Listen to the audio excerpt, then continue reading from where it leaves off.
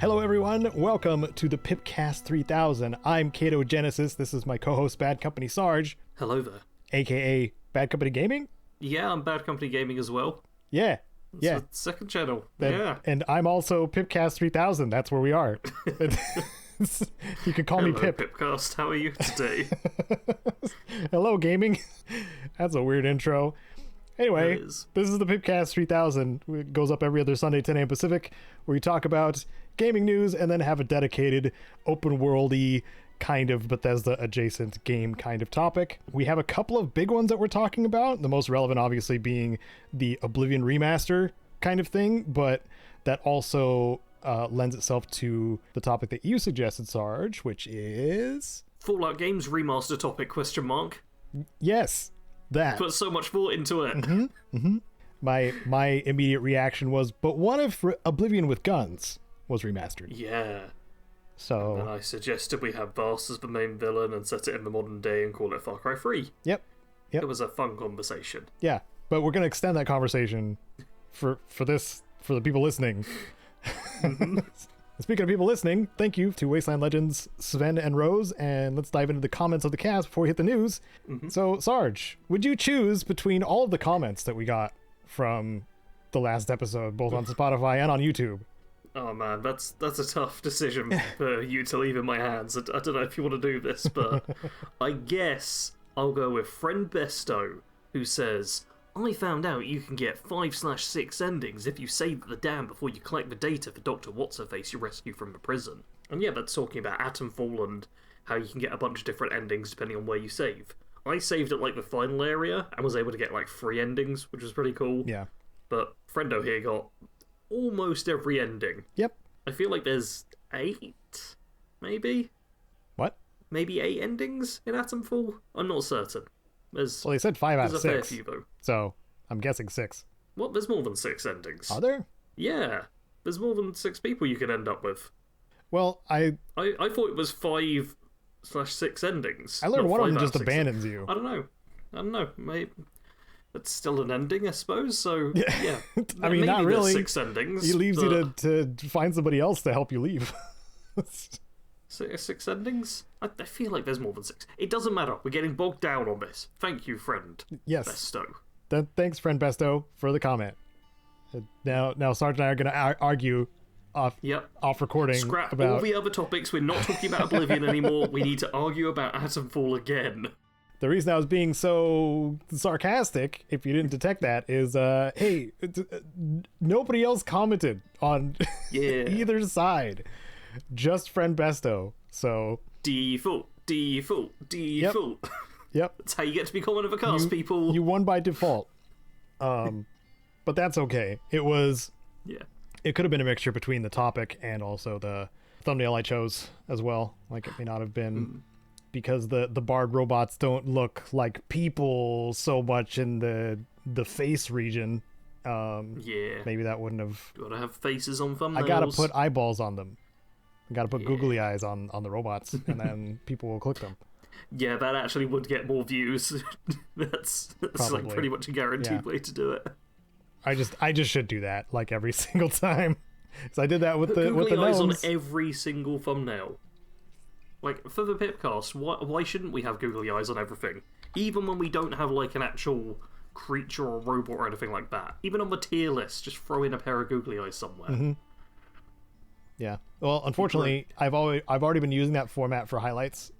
So you have, haven't you? I mean, it is a different channel now, but yeah, I've already been using them for highlights mainly.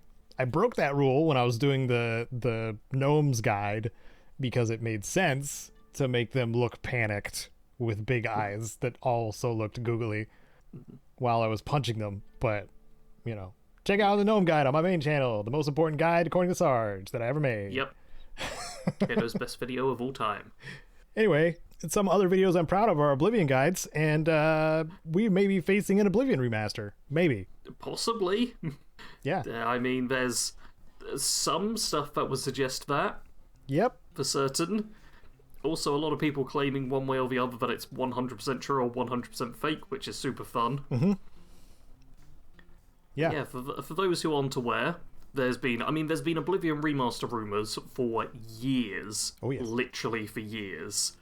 In the past, I want to say 3 or 4 months, it's kind of picked up a bit more as well, with more people talking about it. And just earlier this week, we had a bunch of leaked screenshots of the Oblivion Remastered from Virtuos, who is apparently the developer. Yep. Like, I'm going to be putting a lot of apparentlys and maybes and into all of this, because it seems likely, but it is not certain. Even with people screaming, officially confirmed because I saw an image, it's still not actually certain. Yeah. Like, there's a lot of stuff up in the air about this, and with how easy it is for people to fake images and stuff, it's like, well, we're having to rely on people telling us, oh, they saw this stuff on the site, and I did a whole video kind of like trying to make sense of everything, do a bit of fact-checking, and at the end of it I was still like, yeah, it seems likely that it's true, but we still can't be certain. The closest thing to an official announcement that we got was like way back when the lawsuits happened between Microsoft and Activision Blizzard, or Sony and Activision Blizzard? Sony, Activision, Blizzard, yeah, Sony and Microsoft, right. Where they had because there was a talk about purchasing like some COD rights or something like that. Yeah, and Bethesda was included in that write-up, including like future projects, and Oblivion Remaster was one of them. Yeah. I feel like we had a bunch of future projects on that, and not everything's come about, though. Correct. But, yeah, that was kind of the first big drop in the ocean where people clung onto that. Mm-hmm. And now we have images which probably were on the Virtuos website. The link to where the images were now just leads to a forbidden page, which says forbidden, you don't have permission to access this resource. Yes. As should be the case. So we should be forbidden. But it's also the case of we've not got any of this information firsthand. Every bit of information that you're seeing is like third or fourth hand at best most of the time. Mm-hmm. Like there's a big rumor going around at the moment that tomorrow will be the date of the Oblivion Remaster launching. And it seems to be because someone on Twitter said that Xbox support told them that it launches on the 21st. Yeah. Yep. And I'm like, that's a lot of steps removed. That's a stretch. There are so many things that could have gone wrong there. Even if the person is telling the truth, it has been a case of, okay, but is Xbox support just some random bot they've set up that just repeats stuff it's heard on the internet? Because that's how a lot of them work now, unfortunately. Yeah, So like, hey, everyone, enjoy Oblivion tomorrow. It's definitely coming out, confirmed, remastered, boom. /S, Sarge, /S. No sarcasm, none at all. We do also have the link screenshots, leaked screenshots linked. There we go, yes. Got the words right that time. And in my video, I complained about this one screenshot where you see an archer, like, shooting at a goblin. And everyone in my video thought that my complaint was that the bow was horizontal. Which, fair, that's a stupid way to hold a bow, practically speaking. But my problem is actually that the hand is going through the drawstring and into the arrow. Which is like the closest any of these images get to, oh, this seems a bit jank and weird. But also, it's Oblivion. Yep. Jank and weird is hardly oh no, this can't be real. It's like, well, it looks bad, but in a way that seems realistic. Mm-hmm. I've been talking a lot, Caedo. You say what you want to say about the Oblivion remaster. Oh, well, one of the things I commented on your video is I hope if this does come to pass in a short amount of time, I'm hoping that my guides still hold up, because I spent a lot of time in them and I'm very proud of them, and would rather not redo them completely. Yeah. Or have to make, post changes after I've already gotten rid of the original footage. So I would have to either chop it up weird or speed up and slow down sections for commentary or whatever.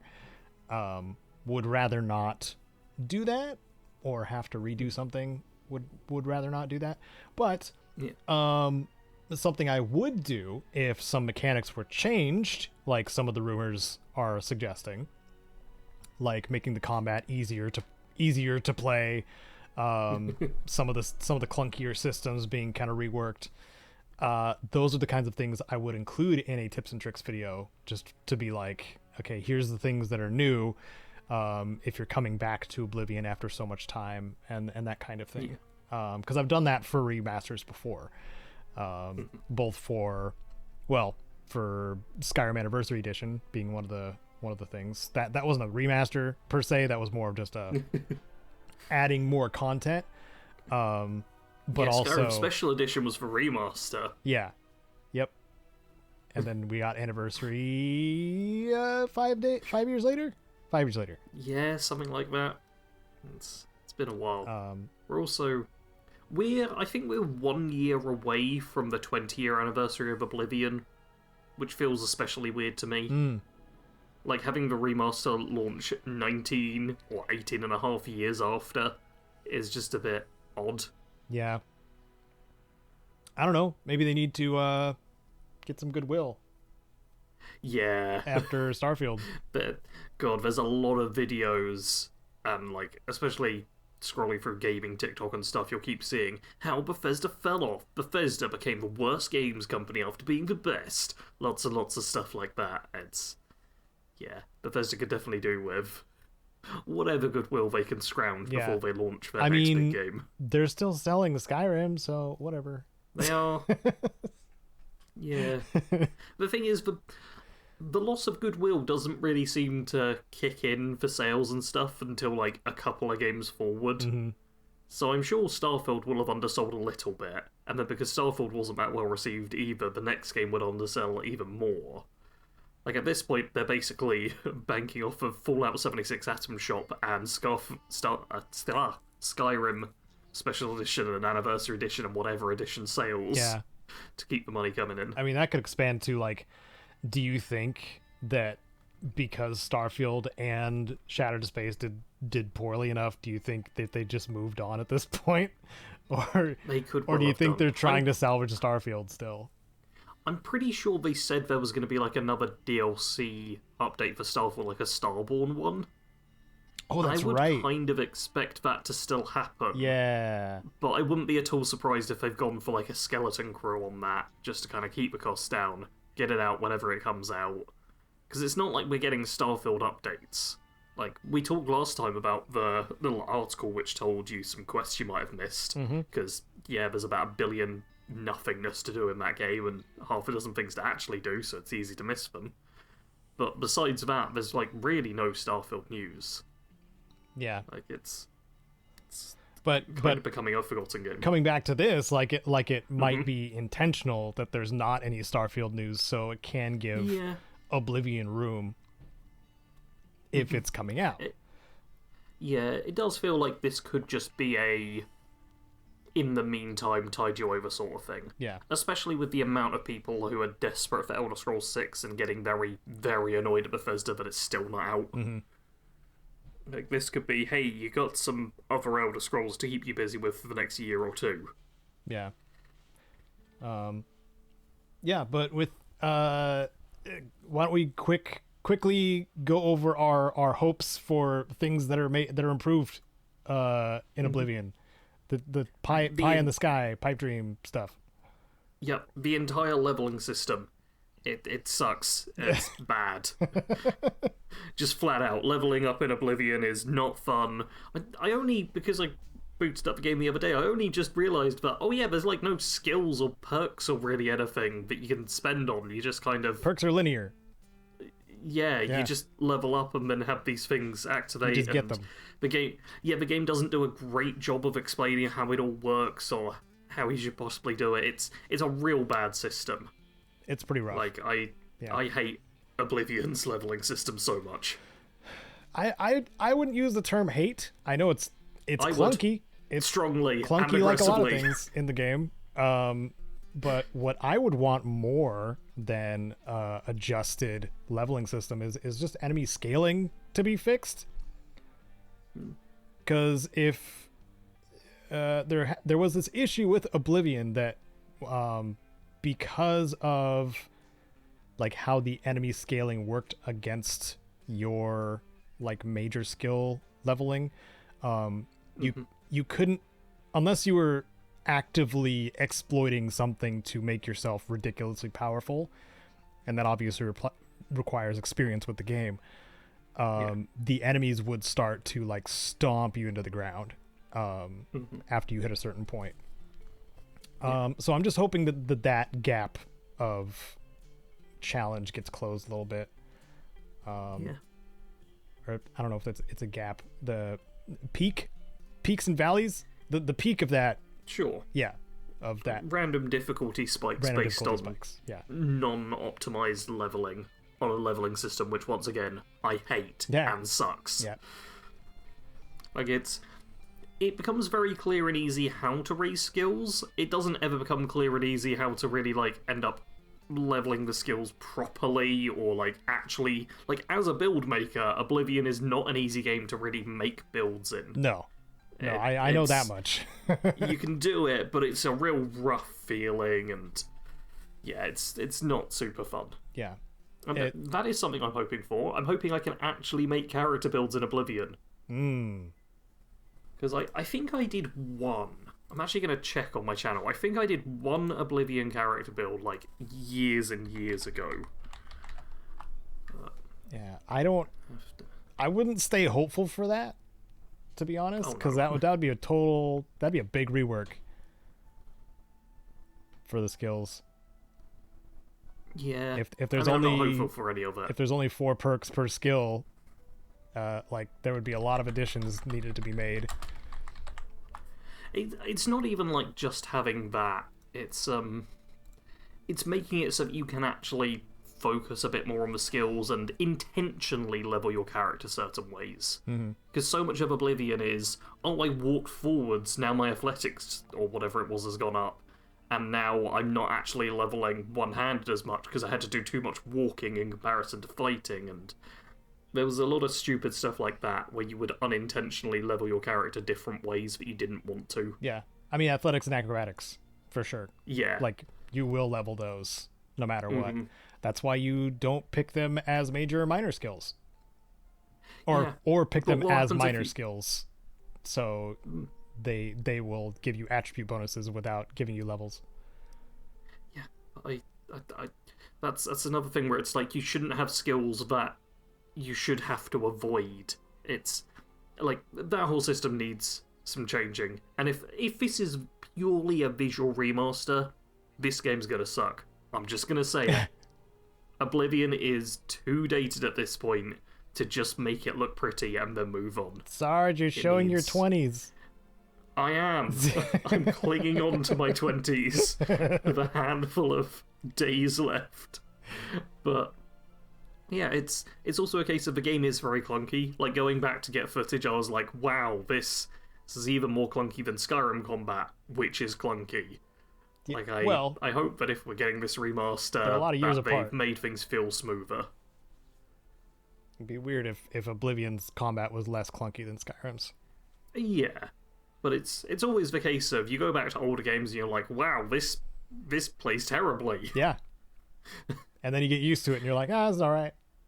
Yeah. Get used to it, get over it, and then you play something modern and are like, oh my god, I can slide. Yeah. Yeah. One other thing I would like in Oblivion Remaster is quick loot. I told you about this already.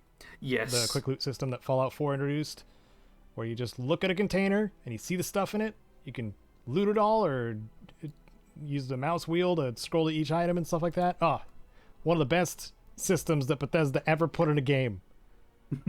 Or just developers in general ever put in a game. Yeah. Because so many other developers now use it. Atomfall has something similar too now. It does take up a lot more of the screen, but you can just, look away from whatever you're looting and it'll close it. Yeah. Also, I guess Atomfall has a hold to loot thing that is more survival-y. So, not as quick loot. But still, yeah. in the version of Oblivion I have, it has a quick loot mod because I didn't want like full screen taking up container inventories, and instead just wanted to like blast through, glance at containers, and take all the stuff I wanted, because Oblivion also has a lot of trash in containers that is useless. Yeah. This was... Before Fallout 4, Bethesda games just had so much clutter that had no real purpose. Yep. It was just for standard to be like, the world's looking a bit empty. Why not spread 5,000 paintbrushes around in it? Oh, yeah. Yeah. Oh, I wonder if some of the exploits will be intact, too. Speaking of paintbrushes. I mean, everyone's saying that this isn't, or all the rumours by people shouted on the internet are saying that it's not like in Bethesda Engine and stuff, it's all Unreal Engine, which I don't know enough to say one way or another if it would be, but that is something I'm kind of not looking forward to as well, because potentially that would mean we wouldn't get the console commands right. So yeah, then it'd be more difficult to get like cinematic footage. Yeah. And mess around with things on the content creation side. I would still hope for something like that, like allowing us to have access to those kinds of things. But yeah, that's actually a concern of mine too, now that you've said it. Yeah. Here's Sarge to ruin everyone's day. No. Woohoo. My day is ruined. I feel like I am coming at this too negatively overall, especially because if it does launch tomorrow, I'm obviously going to be covering it, and I would love to play Oblivion Remastered. Oblivion is one of the 2 Elder Scrolls games that I actually really enjoyed and beat. So, like, yeah, this would be great. Especially because I don't want to play Skyrim again, particularly. So, yeah, this is my only other choice before Elder Scrolls 6 comes out. So, I want this to happen. I want it to happen, I want it to be good, I want it to have a photo mode, and I want to make lots of content on it. Yes. And free camera commands and stuff. Yeah, full console commands. I kind of just hope people are wrong about it being made in Unreal Engine. I don't know. I can't tell from the images alone. Like, it could be, but also I feel like you could probably make similar stuff in the creation engine. The thing is, we've not seen, like... The closest we've had to a human face is the goblin face. And that's not really enough to go off in my books. I feel like if we just had a normal human face to look at, I'd be able to tell. Everything else I'm like, I'm still not certain. Like, I don't know enough about both engines to be able to point at something and say, aha, this is definitely one way or the other. Yeah. Sorry, I was yawning. How dare you. I'm sorry. Fine, Caedo, if you're bored, we'll move on to something else. It's not that I'm bored. It's that I got suddenly tired because I started drinking not coffee. I mean, is there anything else you have to say about the Oblivion remaster, remake thing? If it is coming out soon, expect me to make things on it, I guess. Yeah. Both of us, anyway. Yeah. I've already made a video on it. You have? Yeah, there's 2 more big gaming things that happen. I'm just going to group these together because that makes more sense. The Triple I Initiative and the Galaxy's Gaming Showcase both happened over the last couple of weeks, and they are both big game presentations where they just show off a bunch of trailers. Yeah. I mean, the Triple I Initiative, the first half was literally just trailers for like 45 minutes. And then they started having, like, people talking about the games. And Galaxy's Gaming Showcase was a lot of trailers with Jane Douglas from Outside Xbox occasionally doing segues between them. And I think we saw, like, one developer chat where the devs talked about the game. And the rest of it was just, like, trailer. Yeah. Here's the thing. If you're tired of AAA schlock... If you use those kinds of words when you're like, AAA's dead, it's awful, bleh, start paying attention to this kind of stuff. Because this is just a bunch of games that are like indie or AA or indie adjacent, things that are very much passion driven more so than just products. And you can tell with a lot of them, with even how the trailers are portrayed. Yeah. But AAA Initiative especially is that, like, they are put together for the sake of indies. So if you want to expand your horizons, this is a great spot to do that, because you have 2 whole freaking showcases to look at. And if your attention span is really short, both the AAA Initiative has timestamps for the games that they showed, and Galaxy Showcase has a Steam list of all the games that they showed. It does. Which is very cool. And other shows need to do this. Don't just say wishlist on Steam. Is really nice. Be like, hey, head over to Steam with our link. Yeah. Just one of the things I wanted to shout out, because these are great things that kind of have space to exist now because of E3 disappearing and everybody else kind of doing their own thing in the big publisher space. So maybe E3 disappearing wasn't a bad thing. I know it's a hot take. Because, I mean, the Game Awards still exists, obviously, but there are other Game Award shows too. But yeah, that is cool. Something else that's cool is fishing in video games. I know what this is a transition to. It's a transition to Nice Day for Fishing. Yep. We're talking about that game for the next hour, right? The Viva La Dirt League made video game about Balin's going fishing, and you're catching fish as Balin, and maybe going on Balin's route, which was a movie that they made, a short film that they made about Balin going on a full adventure. And the only things he was saying was, nice day for fishing, ain't it? Anyway, I know some of the lore. Yeah, some. No, fishing is coming to Fallout 76. Yes. Mm-hmm.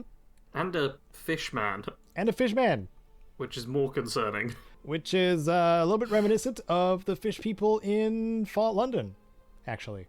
Ah. Yeah. I've not played Fallout London, so I was not aware there were fish people. Yeah, well, you should have. They did a whole update. I was going to. It just made it a little bit too difficult for me to worry about it. And then by the time I would have even got round to where everyone else had already made the content, I was like, you know what?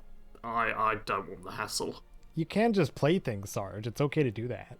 No, because I would have had to revert the game back to do it, and then I lose all of my Fallout 4 stuff that I've got at the moment, and it breaks so much stuff for me to have to revert and play Fallout London. Yeah, never mind. It's like a huge issue. I did the separate install thing with GOG, so... Yeah. And that's the thing, I could, like, buy Fallout 4 again. I'm like, no. But it's so cheap all the time. It's not cheap enough, Caedo. Okay. Well, instead of complaining about how much things cost, the fishing is going to be cool, I think. And it's coming in a free update, which matters to me, the gamer with no money. If you've got Fallout 76, you're going to get this update. If you're on the PTS, you're already playing this update. Yes. And this update includes a lot of rebalancing, too. Yeah. Like a lot. Mm-hmm. But they're first... making melee weapons stronger. Yep. Except for the auto axe. Except for the auto axe and the Zweihander? Zweihander. Yeah. Zweihander. It's German. Big laser blade thing. Yeah. Are those your 2 weapons you use, Caedo? No. Nope. The auto axe, yes. But I also used the gauntlet up until recently, and now I use the plasma cutter. Okay. Yeah. I mix up the Zweihander and the plasma cutter in my brain. Yeah. They've got a similar sort of design. Looks like 2668. Okay, so only one of your weapons getting buffed. Yeah, plasma cutter's actually getting buffed. Oh my god. Yeah. It's going to be so much stronger.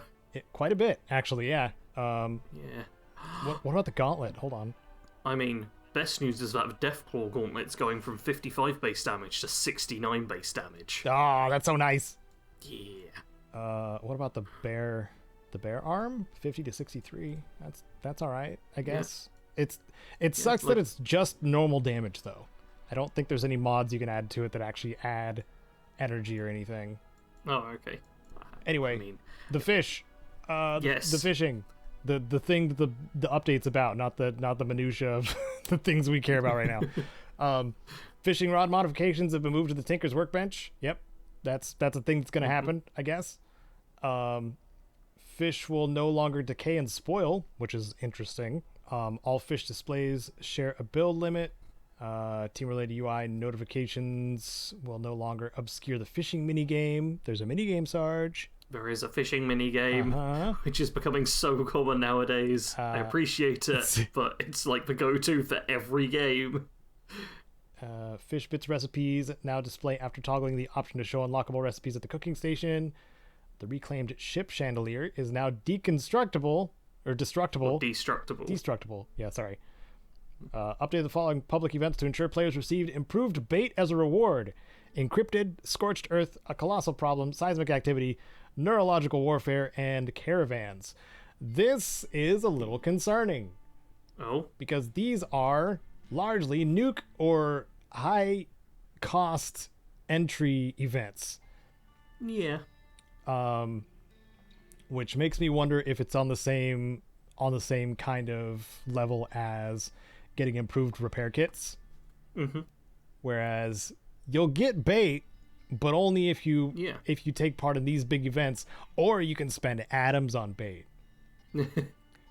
And I'm worried that that's what they're gonna do. I mean, Caedo, there's always going to be some way to do that, but you don't realize that there's also superb bait. Oh, of course. Yeah. And the superb bait's gonna be something you earn through season rewards. So I feel like superb bait is gonna be the thing they like properly lock behind. Oh, come on, give us some money.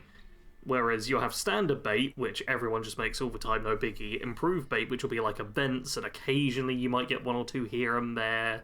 And just like, it's the good stuff that you can still earn for free, but it takes a bit more of a grind. And then superb bait, where they'll just throw it in the atom shop and behind season rewards and all of that sort of stuff. Yeah. I see. I scrolled further and now I read the part that says that. So yeah, that part's neat. A neat free addition to the game, aside from some of the bait, probably. Yep. Supposedly. Assumptionedly. Yeah, I mean, you are guaranteed to receive free improved bait when you do the daily fishing quest. Yeah. But the superb stuff, there's no talk of that being guaranteed from anywhere. Mm-hmm. Gold bullion. Maybe. I don't know. That could be one. Man, you spend so much gold in 76. Oh, dude. And some of the stuff is ridiculous. I have a very, very kind of pet peeve problem with gold and how it's used in fantasy world and video games and all of that stuff. It's like, so much stuff is like, oh, you want to buy an apple? That's going to cost you a gold coin. And I'm like, no. Why does gold appear to have no value in all of these societies and systems and stuff? Because I know what the problem is. It's people in D&D who are just like, oh, well, we're going to use gold coins and that's going to be the only currency we use. And if you get about copper or bronze or silver pieces, it bugs me. As you can tell, I have real issues with simple, it. Sarge. It's stupid. It's stupid. A simple currency to understand. I could make a 5-hour video ranting about it, proving all these points, talking about like where there is some give and take on it, like how gold coins are not necessarily made of gold. They're often, I can't remember the actual term, but there's a specific one that looks gold-like, and that's used as a representation of the gold, but even then gold itself has to have value. And there's so much I could talk about. Caedo, please bring up something so that I don't just overtake this entire podcast talking about gold. Well, the perks are going to be reworked again, too. Some of them, as well as some of the legendary effects. Like the one I brought up to Sarge was the Nocturnal. Yes. Yeah, the Nocturnal legendary mod is now going to boost your perception and agility by 4 while cloaked. Yeah, which feels weird because it also gives you extra energy resistance while cloaked, it says. Oh, what? Yeah, in the legendary mods bit, when you scroll down, it's got that as well. And as a weapon, it can apparently get your damage up to 50%. Yeah. Which I'm guessing is based on night in that instance. But yeah, they're clearly trying to make it so Nocturnal no longer sucks, but they're kind of throwing everything at the wall. They're taking away the nighttime thing entirely. because... But then what about the weapon damage side of it? Weapon damage while cloaked. Oh. Yeah. Wait, don't you lose cloak when you fire or use your weapon? Maybe. I don't know. Because I feel like if anything, that just makes it even worse than it was. I'm pretty sure there's one of the cloaking mods just keeps you cloaked when you're crouched and not moving. I'm pretty sure. All right, that would be a little bit better. Because if it does work like how invisibility has worked in other Bethesda stuff in the past, I'm thinking of Skyrim, where you like turn invisible and you're like, haha, I'll pick this lock, and the second you're done picking the lock, you just pop back into visibility. Yeah. That's the way it always is in my head. I don't think it's that, because a lot of the times when I see a stealth player, they are still in stealth, or they're still cloaked no matter what kind of energy is coming out of them. Okay. Especially during like radiation rumble and stuff like that. Just somebody invisible perched up somewhere firing lightning bolts from their gun or hands. I can't tell because they're invisible. Yeah, one thing I do quite like is they're renaming a bunch of perks. So, the best of all, Science is being renamed to Science with an exclamation mark instead. Yeah. But Science Expert is becoming Pyrotechnical, Science Master is Cryologist, Rifleman's Downranger, Rifleman Expert is Scoped Up, Rifleman Master is Smart Shot, Commando is Center Masochist, Commando Expert Fast Fighter, Commando Master is Number Cruncher, Shotgun is Easy Target, Shotgunner Expert is Love the Spread, and Shotgunner Master is Shotgun Champ. Like, these are much better names. At some point, I'm going to do like a whole video talking about Fallout 76 and how it went from having kind of meh and bad perks overall to now it's becoming a game with really good perks. They've all got character and flavour to them, and it feels like there's different builds you can work towards, and there's very few perks where it feels like you have to get them.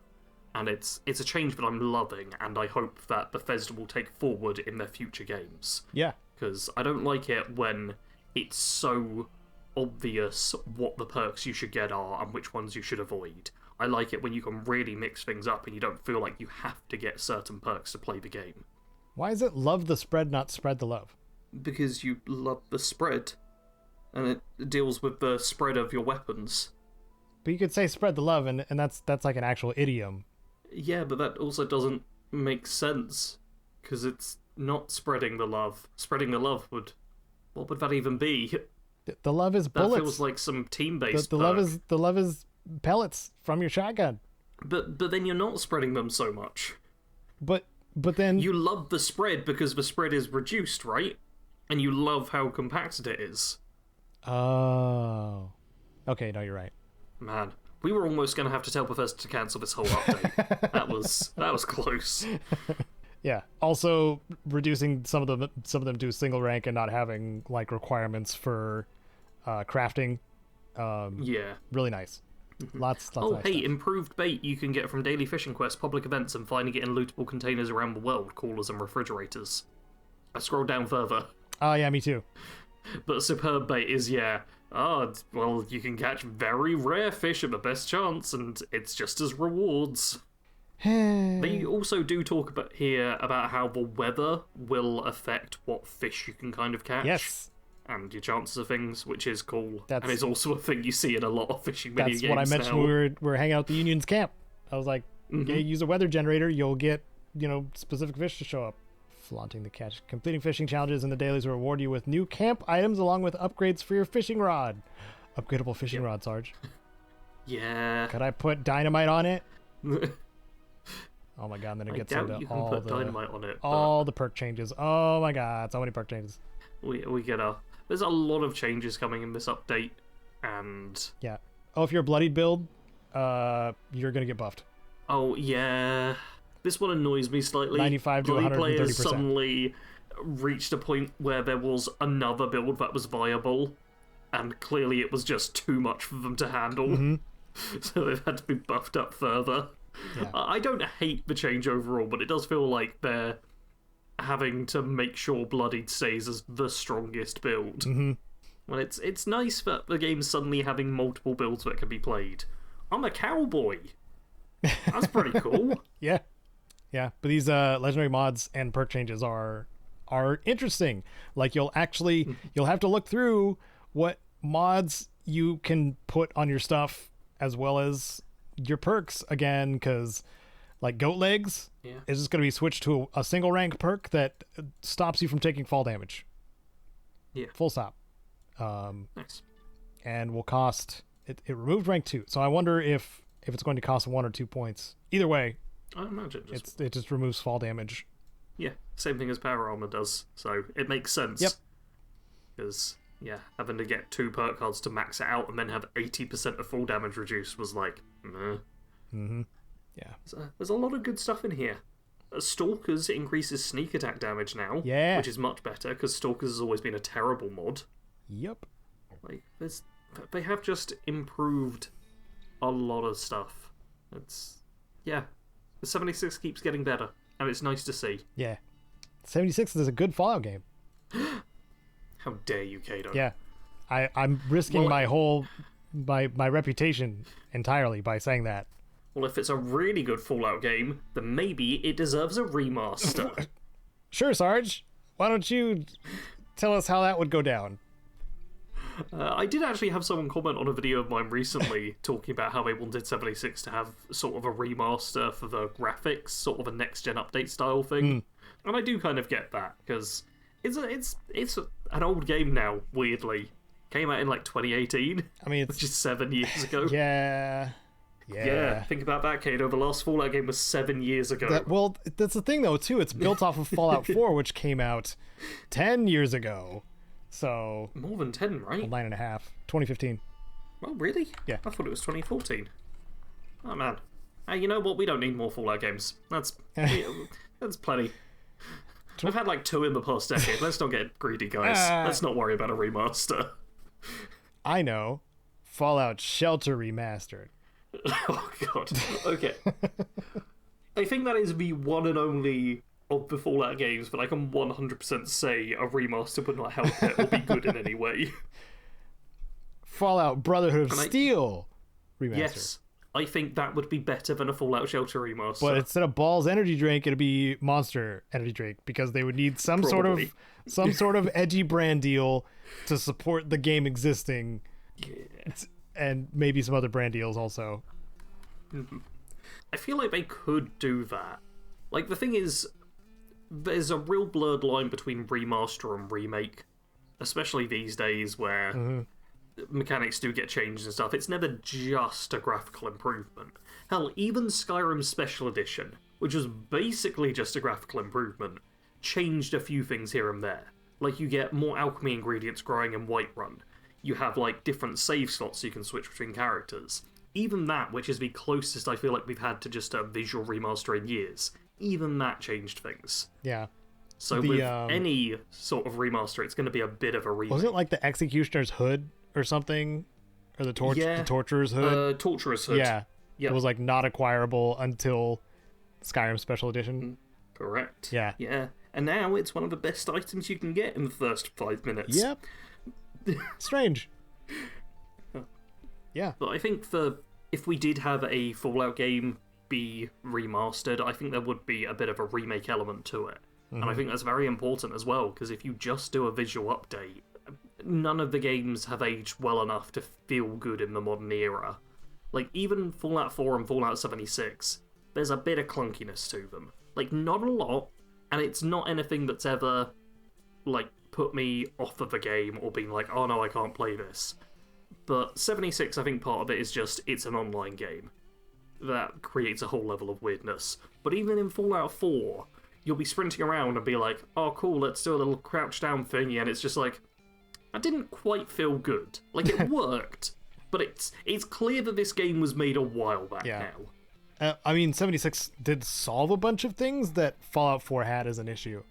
So, like, that's just generally, like, 76 being developed longer as a whole. In getting those quality of life improvements over time. Because, of course, at launch, 76 was rough. Whereas, like, Fallout 4 is kind of static. Until something like a remaster would happen, and then you would be like, well, hopefully they'll integrate some of the things that 76 introduced. Otherwise, it's still going to be feel like you're reverting backwards if you switch from 76 to Fallout 4. I feel like both Fallout 3 and New Vegas would be better off getting that sort of treatment. Yes. Especially with taking elements from 4 and 76. Like, we talked in Oblivion about the clutter issue, how there's just random stuff and it has no purpose. Yeah. And Fallout 3 and New Vegas also kind of have that. New Vegas does Both better of with them the clutter. Yeah, I mean, both of them try to make junk useful, but it was a rough system. You basically had to make yourself a shopping list, keep an eye out for very specific items, and then bring them to specific workbenches in order to make the thing you wanted. Yep. And there was a very limited number of things. Most of them honestly weren't that worth it. Like, I'm thinking ammo crafting in New Vegas.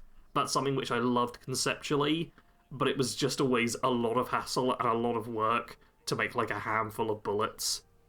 I was thinking more like explosives and weapon repair kits, because those were always useful to me. Yeah, but those were still a fair bit of work. I remember ammo as being the particularly hard one, because you needed like primer powder and the specific right shell casing, and there was just a lot of, you needed this version of this junk item, and you need like 4 elements each time. Bullets were needlessly complicated, whereas like even in 76, like it's just unrefined gunpowder. Yeah, that's it. Steel, lead, unrefined gunpowder. Yeah. Those are the 3 items. 2 of them completely basic junk, 1 of them very commonly picked up, and can be crafted fruit with basic junk. Yeah. Go on. I was gonna say the rest of the a lot of the rest of the crafting recipes didn't feel too complicated, but there were, especially some of the cooking ones, like some of the like really good food. The cooking wasn't too bad.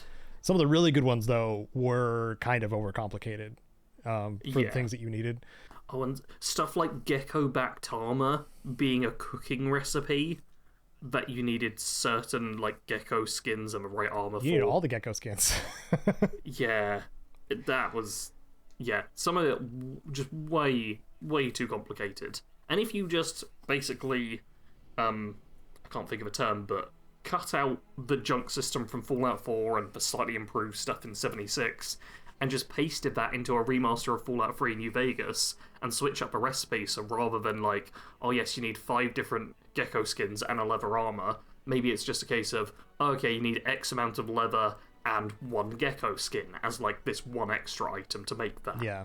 That's suddenly so much more manageable and gets people to actually make the armor. Yeah. I'd be more interested in a slightly more simplified version, like kind of like what we have now. For sure. Hardcore mode in New Vegas. I'd also like to see something like that in Fallout 3. Well, not hardcore mode. Survival mode. Improved to survival mode. You can tell how big a Fallout 4 fanboy I am, because I'm just like, why make it so that New Vegas survival mode I'm correcting myself. Just make it Fallout 4's one. Yeah. Survival mode in 3 and New Vegas Remaster, if those happened, because survival mode as a whole is just so good. Yeah.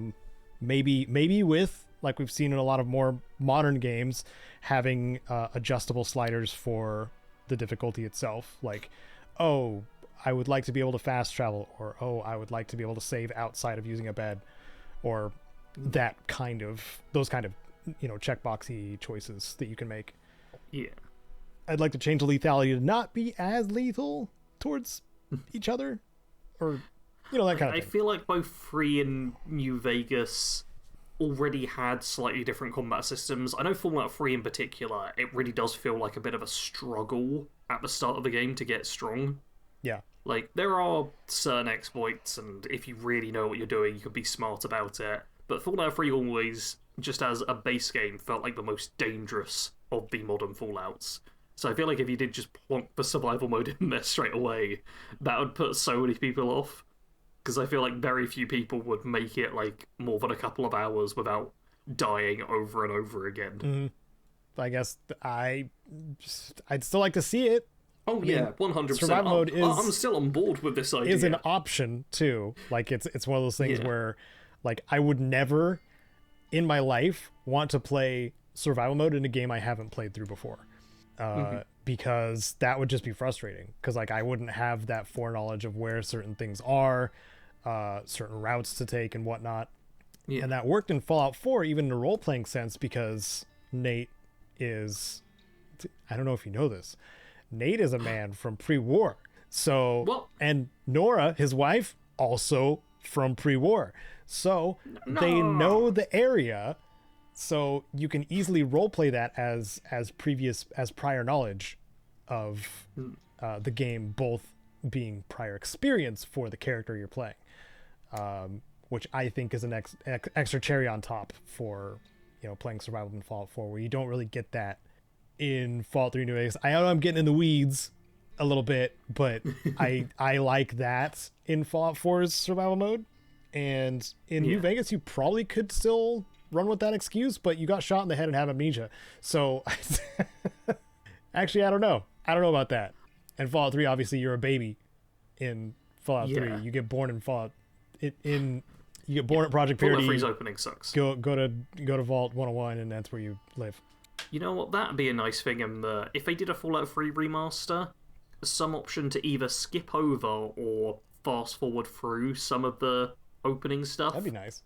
Because I really don't like having to go through the entire childhood in the vault after you do it the first time, like just a game state unlock kind of thing. Yep. Where it's just like after you've played through the game once, then like when you start a new game, be like, oh, do you want to skip the vault sequence? And then these are the choices you have. Which ones did you make? And then let you pop out the vault. That'd be cool. Yeah. That would get me to replay Fallout 3 so much more, because I often want to go back to that game, but the opening is so bad. It's like both Fallout 2 and Fallout 3 have, I think, objectively bad openings for different reasons, but I just don't think they're good.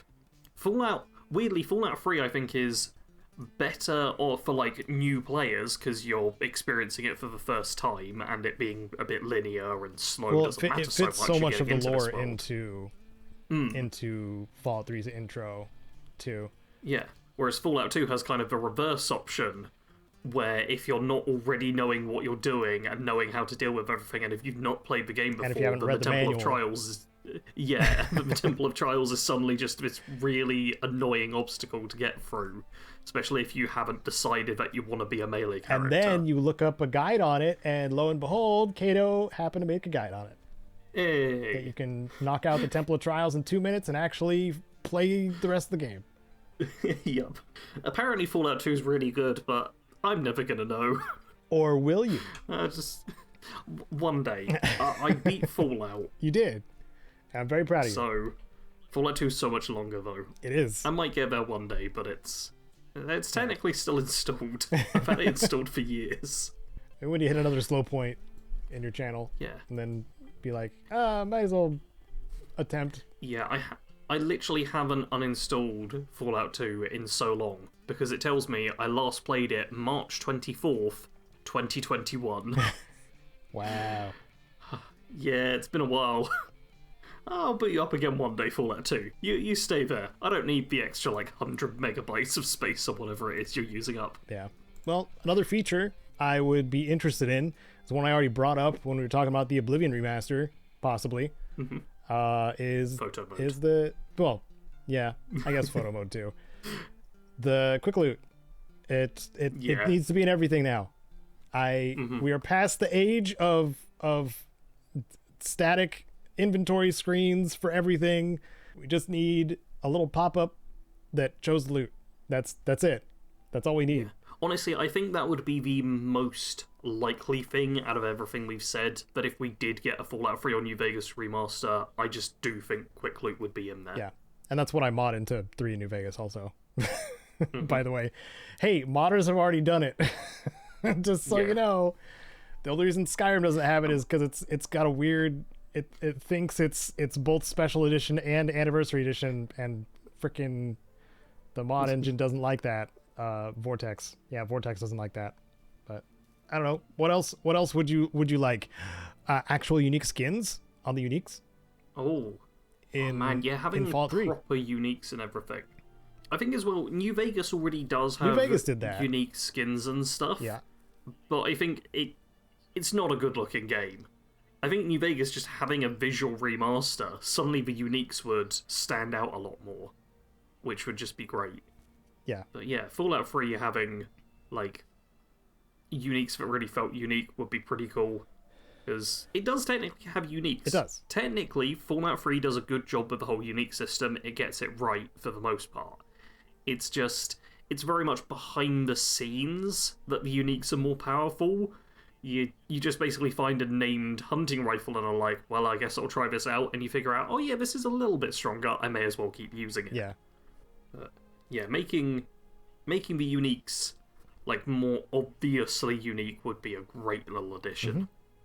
Although, here's going to be the darker side of it. Oh. What happens if they do remaster the old games and just throw the legendary system into them? Yeah, we'd hate that. Some of you, you gambling addicts, will love it. But all of us who actually care about crafted stories it's perfect and for stuff. New Vegas. That's where the casinos are anyway. You know what would be funny? If they added in, like, an extra room in one of the casinos, which was just for you to shoot legendary enemies, get a bunch of legendary items, and then you have to trade them in for tokens for the casino. Yeah. You can't actually take them outside. That'd be so funny. I'd love it. Yeah. Man, begs the question, too, like, would it be just the base game or include expansions as well? Because I didn't hear anything about, expansions included with the Oblivion remaster. What I heard, which, once again, it's just what people are saying, no evidence whatsoever, it seems, is that depending on the edition you get of the Oblivion remaster, standard, deluxe, ultra horse armor, whatever, that depends if you're actually going to get the full game with expansions or just the base game. With all the That's just what I've heard. Or just some of the, like, small Caedo. DLC stuff. Caedo, how dare you ask for details on random rumors some person said on the internet? Okay. We don't actually get proper information. This is just someone said something and now we're running with it as fact, because that's how internet journalism works. Right. So we're under the assumption that we're going to have to pay $30 extra to get the expansions in this hypothetical Fallout 3 remaster. Oh, yeah. Okay. Yeah, there'll be the new form of microtransaction. It's just you can buy them each individually, or you can get the Battle Pass, which gives you all of them at once. And it gives Forks a funny hat, which, I mean, why wouldn't you want that? And Sarah some more revealing power armor. Oh. I mean, obviously. I hate it, but I also do love the idea of having revealing power armor. It's a step even further than the old chainmail bikini sort of nonsense. It's just an exposed midriff. Like, that's all it is. Yeah. She's, like, still wearing her helmet. I was just thinking how often you see power armor characters without their helmet on. The fact you'd have, like, the midriff and the head exposed, it's just like, why are you painting targets for, like, some of the most dangerous places to be shot? Because video games. Yeah. But yeah. So what about interfacey kind of stuff, or I don't know, navigation? We didn't talk about a sprint button. All these games should have a sprint button. No, we didn't. Yeah, that's like an obvious thing that should be in there. Does that then mean they're going to add in some sort of stamina system, or like use the AP that Fallout 4 and 76 I mean, the have? AP bar makes the most sense. Yeah, that does change things up a little bit, though. Because obviously the perks and stuff within Fallout 3 and New Vegas weren't built to accommodate you sprinting around the place and using action points that way. Yeah. So then I'm wondering if they'd have to rejig things a little bit, like give you more action points maybe, or just make sprinting very cheap on action points. Like, there'd be a lot of work that would have to go into it to make it good. Or they could just make it so you sprint and not worry about it, and just have it be a bit off. Yeah, like Avowed. Yeah, because Avowed you can sprint as much as you want. Yeah. Yeah, the stamina gets used by dodging and climbing and parkouring and jumping and stuff. Yeah, either way, hey, parkour things, mantling? Yeah. I doubt it. No. I mean, it is possible. That'd be great. We had it in Starfield. Like, Bethesda is aware of the existence of mantling and stuff now. They weren't before, but no. They also weren't aware of like ladders being climbable up until that point. Yeah. But now maybe they will. Who knows? It's a possibility for sure. On those little sort of details as well, Fallout 4's corner peeking with guns, where you can just peek around the corner to shoot. I love that so much. I missed it in Atomfall. I missed it a lot in Atomfall. This is the thing. In so many games, it is not a thing. Like, Bethesda's often not seen as like an innovator or anything, but this is something that they've done in an FPS RPG, which other more RPG-focused first-person shooters just haven't done. It's something that seems to have stuck with just the competitive scene of first-person shooters. Didn't Borderlands didn't. Borderlands did it. Okay. Literally, as I was saying, I thought, pretty sure Borderlands do it. But I kept saying it anyway, because I was like, oh, come on, who's going to remember that Borderlands does it? Caedo remembers. I'm going to be actuallying for the audience. I do believe that Bethesda did it before Borderlands did it, though.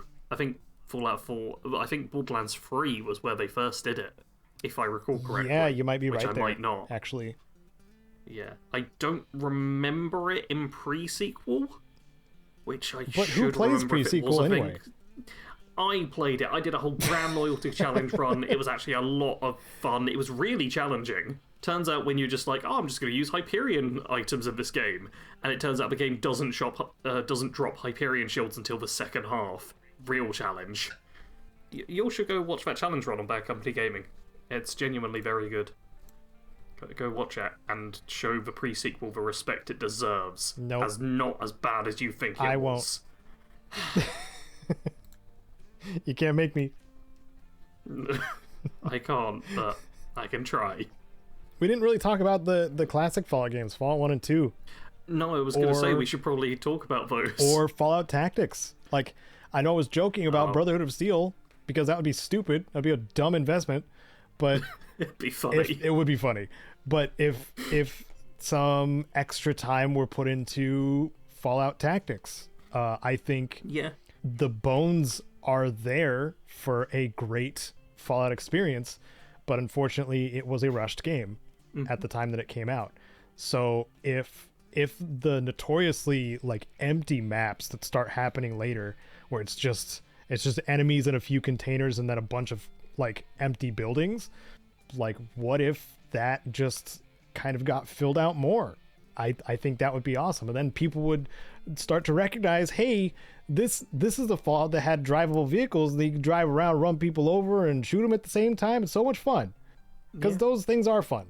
And also, before 76, it was one of the few Fallout games where you could, have mutants and ghouls on your team at the same time and be able to control them too, because squad-based controls. Mechanics and basic gameplay wise, sure. What do you think is the main things that they need to update for Fallout Tactics? Because you're the one with way more experience in that game than I am. Turn friendly fire off.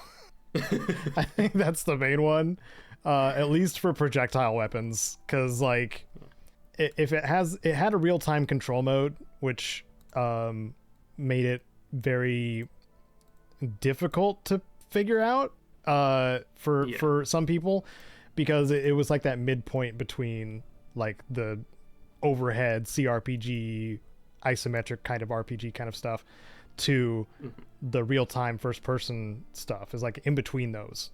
And controlling a whole squad of up to 6 units who have automatic weapons a lot of the time, who are, some of which are prone and crawling, some of which are crouched and moving around.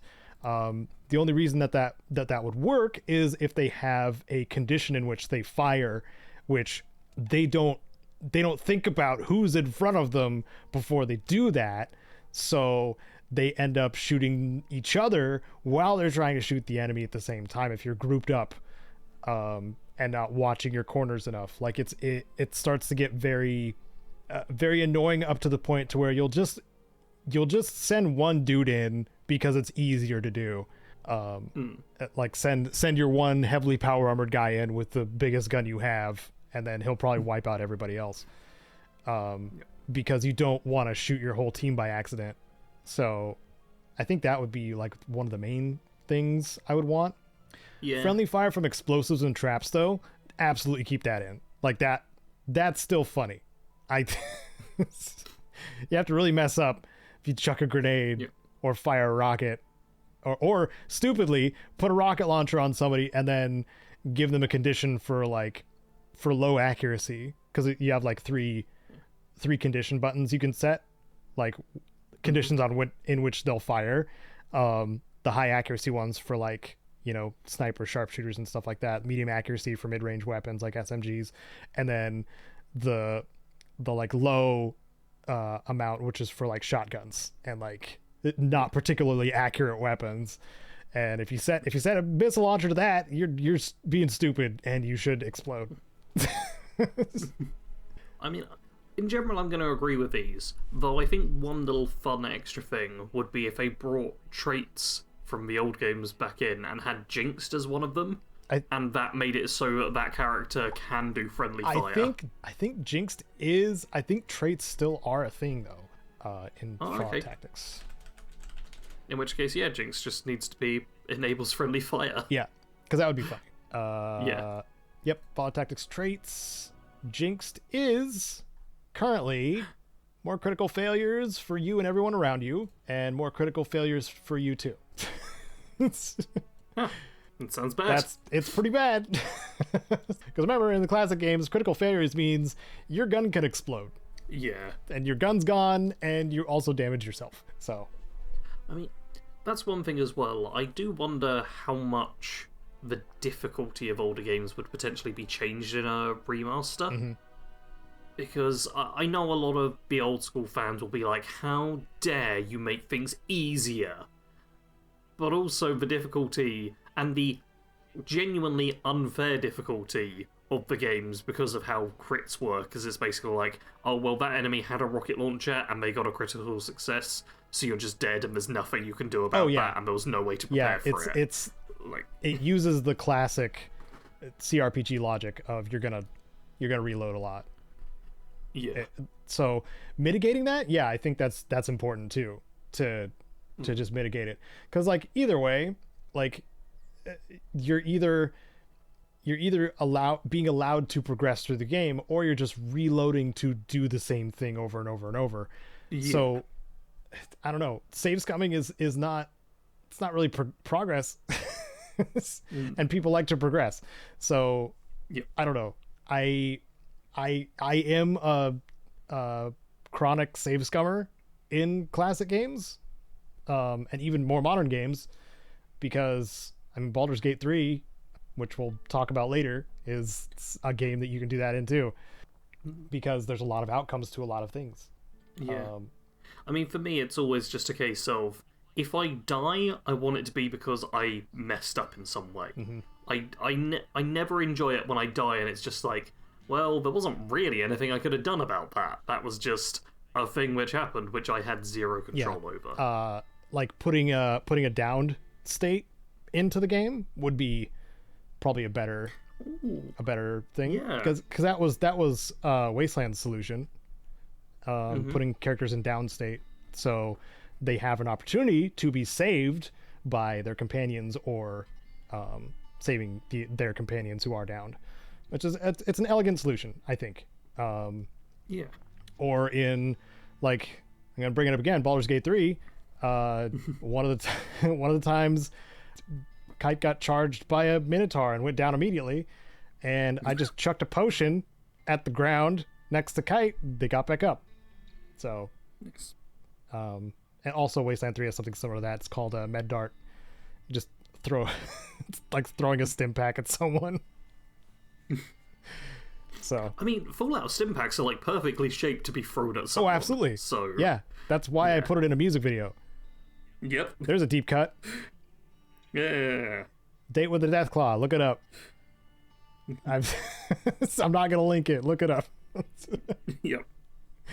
I animated throwing a stim pack at somebody's head, and it stuck in through editing magic, and it was really funny. Yeah. And I made a GIF out of it.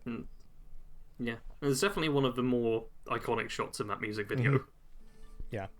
There's also racial traits in Fallout Tactics, which aren't in like any other Fallout game. For Deathclaws, you can have Deathclaws in your squad too. Deathclaws, ghouls, robots, super mutants, and not ghoul or robot. Oh. Yeah. So like EMP shielding for robots, plus 30% EMP resistance, -2 agility. Okay. Or glowing one for ghouls. Makes sense. Increase radiation resistance, but penalty, glow in the dark, radiate those around you. Interesting. Seems pretty similar to how 76 does it a little bit. Oh my god. 76 stole from Fallout Tactics. Oh my god. Gotta start working on that video right away. Well, if you remember, the mini nuke first appeared in Fallout Brotherhood of Steel, so... Yeah. But it was a grenade. If they did make a Brotherhood of Steel remaster, I think the advertising would be really the one thing that matters for that. Because if they do just lean into it being stupid, then I think it would actually sell reasonably well. Maybe. Just be like, hey, we've made a stupid Fallout remaster. We've made a stupid choice. Yeah, if there's even an ounce of sincerity with it, then I feel like people would just be like, no, and get real angry. Yeah. But seeing as, even Bethesda employees don't want to acknowledge it, I don't think that's ever going to happen. So you can all rest easy. The person who remasters Fallout Brotherhood of Steel will probably be Caedo. A modder. Dedicate the rest of your life to it, Caedo. You know it's worth it. Yeah, a modder that I paid to remake. I'm just kidding. Fallout 1 and 2, inventory systems improvement, as well as maybe tweaking the crit system. When you brought that up, maybe tweaking it a little bit so if it doesn't send you so far into the negative, then it puts you in that down state. But if it's like point blank minigun, then you get the iconic critical death, because those are still important in the classic games, the critical deaths. Yeah. And that is a case of, you got way too close to someone with a huge weapon. Yeah. That's something you've done to help. That's on you. That. You did this. Or Marcus behind me has a Bozar, which is a fully automatic sniper rifle that turned me into Swiss cheese. So, which was also funny. It made me laugh. I did not get angry. I giggled. So, I feel like, if friendly fire was a bit more rare in the first couple of games as well on a remaster, that would go a long way to fixing a lot, or dealing with a lot of deaths that people kind of got lumped with. Petable dogs. Oh yeah. Yeah. We've got to make it so you can pet dog meat. Yeah. I can't believe it took us this long to get to that. And all the dogs. You're going to need to edit that in so we say it as the first thing. Petable dogs in all of the Fallout games. Yep. Yeah. Before they die, horrible deaths, because they're not very combat effective. Okay, that's the other thing we need to change in the remaster as well. All dogs immortal. Oh, okay. Every single one. I mean, the pariah dog is pretty much that, but it gives jinx to everyone that's nearby, so... Yeah. Just get the pariah dog. You'll be great. I don't know. Nothing else really comes to mind. No. I was going to say, which of the Fallout games would you most like to get a remaster? Because we've covered all of them at this point. Yeah. Which one kind of calls to you the most? 3 is the one that probably calls to me the most, I think. Oh, okay. Because that's New Vegas... I don't know. New Vegas feels like it's just on the line of quality of life post Fallout 3, where I can still tolerate it and I still enjoy it. Yeah. But it's also a setting that I feel more that feels more difficult to get into, because it's not as bleak or as atmospheric as Fallout 3. Yeah. Where I want to experience more atmospheric Fallout 3, and a remaster / remake could do that. Or make it worse, because that can happen as well. Potential. Shout out to Noodle's Master Chief Collection video for Halo. Because they really jacked up the whole palette in those remasters. Apparently, I think I played through the first Halo Remastered, and that looked fairly good, but I didn't touch any of the others, from what I recall. Yeah, but it also can be just like an artist snob thing too, or a preferential thing. Some people don't even care. Some people just want to play, whereas I, sometimes I play for feels, for like game feel. Yeah, I mean, I think I agree with you. Fallout 3 is probably the one I lean most towards. Part of me would also like New Vegas, because for a few different reasons. One is the build side of thing, with there being like more explicit factions in that game. I think making character builds fairly easy. Another thing is, if New Vegas came out today, it would get so much bad press by so many people. Despite being like the most beloved Fallout game. Yeah. There's just, if you had that game released today, like fully updated and everything, and still meeting the modern kind of standards, so many people would hate it and just be like, worst Fallout ever, look at what they've done to my franchise. So that would make some entertainment for me, if nothing else. Would also make me very sad though, so I'm definitely going to stick with Fallout 3 as my answer. Okay. Yeah. Fallout 3 is the most wanted, I guess, for us. Yeah. And if you disagree with us, you're wrong. Yeah. Or if you say Fallout Brothers of Steel, why don't you commission a modder and get that figured out? Because that would be funny. Yeah. That would be really fun to watch. Genuinely, though, if there is anything that you in the comments have to leave as like, oh, they should definitely do this if they did a remaster of this, then let us know. Yeah. I'm interested to hear if there's anything we missed out. I feel like I did, because I feel like I'm half awake now from all the caffeine cooldown. When you've not been mainlining caffeine directly into your body, what else have you been doing, Caedo? Oh, well, I think I talked about Atomfall last episode. So the only thing I'll add to that is my methods for getting vendors to show their second training manual was totally wrong and off and incorrect. So I wasted a bunch of hours figuring out nothing. Whoa. Yay. Also, I sent a screenshot of the back cover of those training manuals to Sarge, saying, hey, this sure looks like AI generated text, because it is. I think it is. Yeah, it's written about as AI gets. It's ludicrous and such a stupid thing to have. On the docket of things I want to do, it's me sending a message to Rebellion being like, hey, either remove this from the back cover of these, because you have to take it out of your inventory and get it to flip over in order to see this. So it's not something that most people will see, but the fact that it is in the game puts a lot of things into question.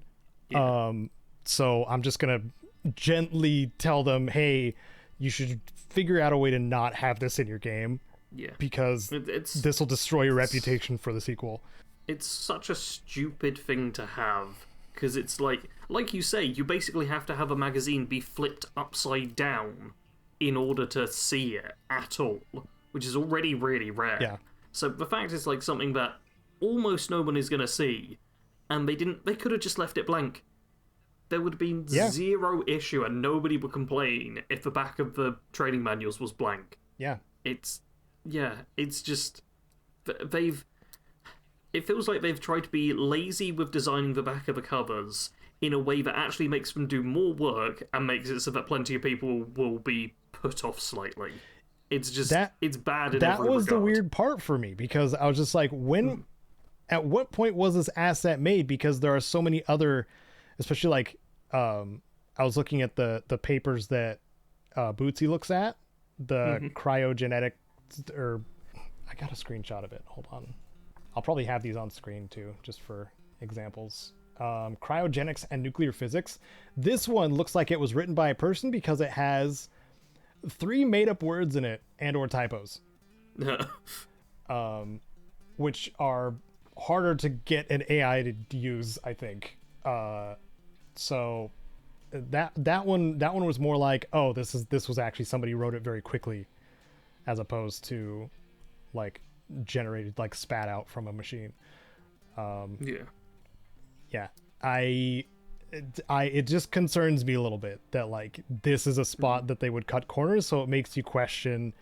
It's like any other discovery of AI work or AI schlock that gets added to a project, like what other things are in it that are corner cutting in that way. So I just don't want that in the games I enjoy, because that seems cheap. It seems a little too cheap, especially if it's used a lot. Yeah. Anyway, sorry, side rant. Fallout 76. It's got its hooks in me. I've been building a lot in 76. Sarge has seen both of my camps get reworked. Yeah. The Union, me, Sarge, and the Union hung out before we started recording, and the Union showed off 3 of his camps to you. So you got plenty of ideas or something, or experiences maybe, I don't know. Union likes building on really tall places and scaring Sarge with heights, so that also happened. But yeah, we've been figuring out different little tricks for building we can use to make things snap the way they're supposed to, or the way you would like them to. Free placing, that kind of stuff. Yeah, it's been a fun little adventure. I have a swamp house that's now got a little a small lodge building next to it. It's like a 3-story with a store next to it. And then I have my former Brotherhood outpost that I had next to the Wayward, but now it's got a ghoul tower out behind that is semi-hidden, but it also explodes occasionally because I have a pressure plate that sets off some like firework nukes, which is funny. And because the camp ally can set it off, I have her walking over it just constantly because there's only a couple interactables in the area, and it makes it really cool. So I like that setup a lot. And also, like I was saying, I've been playing Baldur's Gate 3 a little bit. The patch 8, that's why I forgot to put the news section. Patch 8 came out with all the subclasses. The final patch for Baldur's Gate 3. It added a subclass to each of the existing classes of the game. You can be a spell singer. I think that's the name of it. Sword singer? Whatever. It's a wizard subclass. It's really cool. Wizard with sword, and also wizard does cool things with sword. And also the Drunken Master. If you've ever seen Legend of the Drunken Master, the movie, it's that, but as a class in Baldur's Gate 3. And you can gain like boosts to your damage by making your target drunk.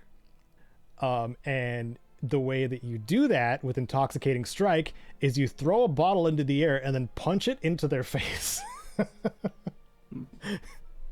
Which is really awesome. And props to whoever animated this stuff, because it's really great. I think Kite is playing the Sign of Stars or something like that, Druid, where you can like shift your star sign to do different things, like either be support or damage or whatever, which is also a cool way of doing things.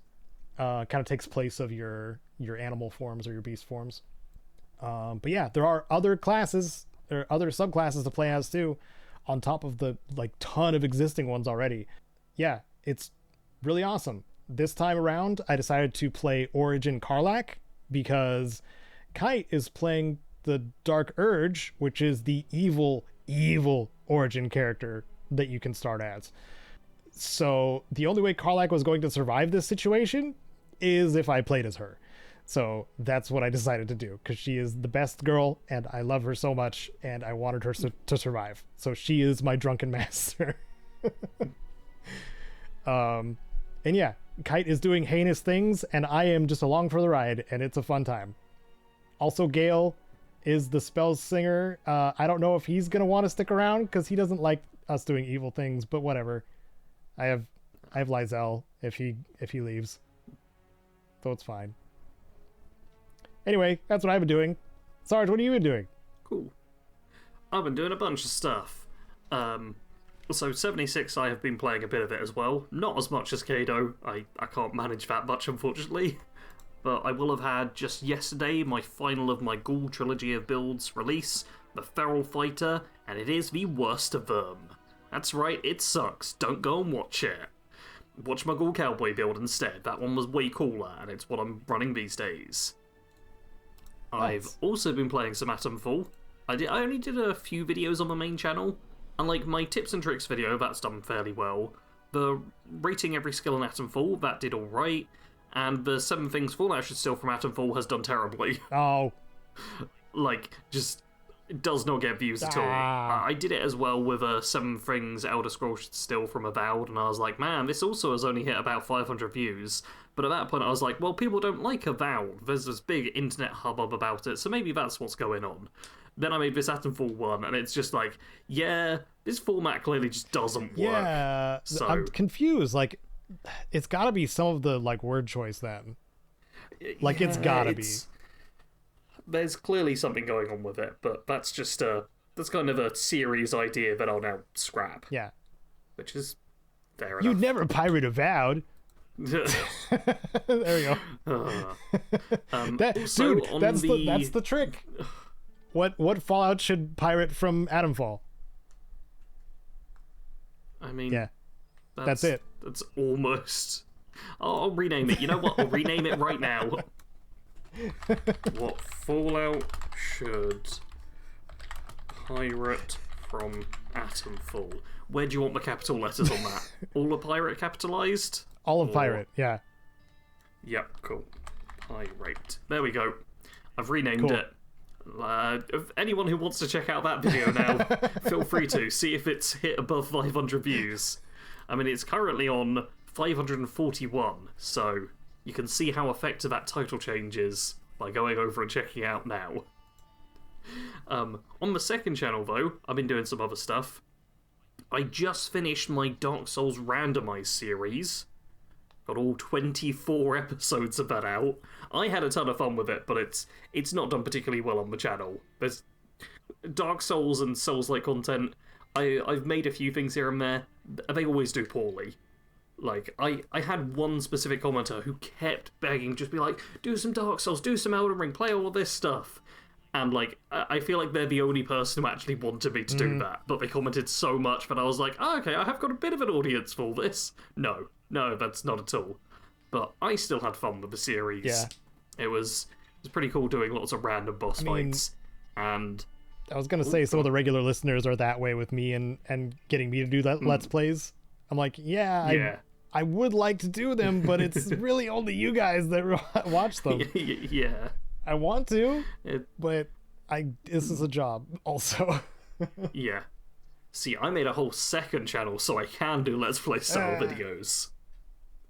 And it's a lot of work. I'm currently doing the Atomfall Kill Everything run. Got the first 7 episodes of that up. And it's doing all right. I am going to run into some issues in like a few weeks' time or whatever, episode-wise. But that's for the future of the series. For now, it's quite fun. I'm killing all the NPCs. It's a blast, having a good time with it. Yeah. Because I have finished one series, though, what I have scheduled is a Fallout 4 series. I actually have scheduled Far Harbor Sniper Survival. Far Harbor! Which is, the DLC version of my Fallout 4 Sniper Survival Challenge run that I kicked off this channel with. So That is currently scheduled for the 23rd. A Return of the Legend? However, if Elder Scrolls Oblivion Remastered does come out tomorrow, then that challenge run will have to be you're gonna kill everyone scheduled further back. in Oblivion. Well, I'm going to have to work out what Oblivion challenge run I could do, because a kill everything run wouldn't work. Unless they change that in the remaster, which would be That'd be great. That'd be great if that was a change.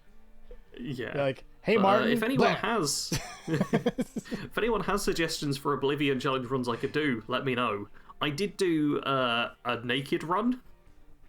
I did, what was it called? 1 second. I've got a Elder Scrolls 4 Oblivion no equipped items, where I was just running around without anything equipped. And the description I've put is literally Oblivion, but I'm naked.